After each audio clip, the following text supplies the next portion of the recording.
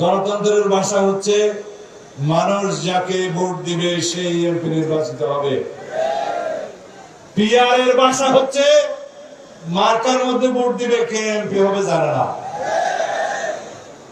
সেই পিআর তো বাংলাদেশের মানুষ গ্রহণ করে নাই।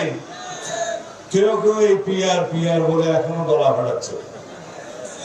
উদ্দেশ্য কিন্তু পিআর না, উদ্দেশ্য হচ্ছে পিআর পিআর করে যদি কিছু পায়।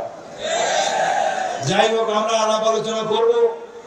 যে সমস্ত ভাইয়েরা, যে সমস্ত রাজনৈতিক দলেরা পিআর পিআর করে আপনারা হয়রান পেরেশান হয়ে যাচ্ছেন, আসুন আলাপ আলোচনা করি। আপনাদের কি দাবি দেওয়া আছে সে সমস্ত আমরা শুনবো এবং আমরা গণতন্ত্রের প্রতিষ্ঠা করব। অধিকার আদায়ের জন্য, কথা বলার জন্য, সমাবেশের অধিকারের জন্য, এই মানুষের কথা বলার অধিকার প্রতিষ্ঠার জন্য আমরা সংগ্রাম করেছি, রক্ত নিয়েছে। 16 বছর অনবরত এদেশের মানুষ সংগ্রাম করেছে, রক্ত দিয়েছে, শহীদ হয়েছে ভোটাধিকার আদায়ের জন্য, গণতান্ত্রিক অধিকার আদায়ের জন্য, সাংবিধানিক অধিকার আদায়ের জন্য, মানুষের মৌলিক অধিকার, মানবাধিকার আদায়ের জন্য, প্রতিষ্ঠার জন্য। সুতরাং সেই সমস্ত অধিকার প্রতিষ্ঠিত হবে ভোটের অধিকার প্রয়োগের মধ্য দিয়ে। যদি আমরা একটা সুষ্ঠু, নিরপেক্ষ, শান্তিপূর্ণ, অবাধ নির্বাচনের মধ্য দিয়ে, ভোটাধিকার প্রয়োগের মধ্য দিয়ে একটি জাতীয় সংসদ প্রতিষ্ঠা করতে পারি, একটি রাজনৈতিক সরকার প্রতিষ্ঠা করতে পারি, তাহলেই পরে আমাদের সেই সমস্ত অধিকার বাস্তবায়িত হবে।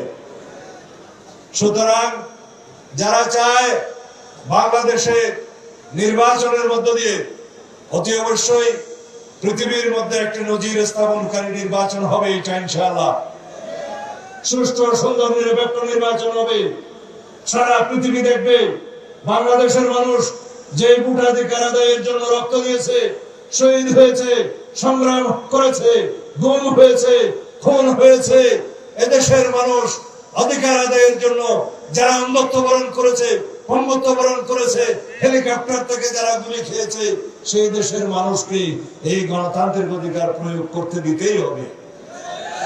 সেই গণতান্ত্রিক অধিকার প্রয়োগ করার মাধ্যমে এই দেশে এমন একটি শক্তিশালী গণতান্ত্রিক রাষ্ট্র বিনির্মাণ হবে, সংস্কারের মধ্য দিয়ে জনগণের সেই সমস্ত প্রত্যাশা প্রতিষ্ঠিত হবে, যে বাংলাদেশ হবে আগামীর বাংলাদেশ, তরুণদের আকাঙ্ক্ষা অনুযায়ী বাংলাদেশ, শহীদের রক্তের প্রত্যাশা অনুযায়ী বাংলাদেশ। সেই প্রত্যাশা হবে সাম্যের ভিত্তিতে এই দেশ বাংলাদেশ হবে।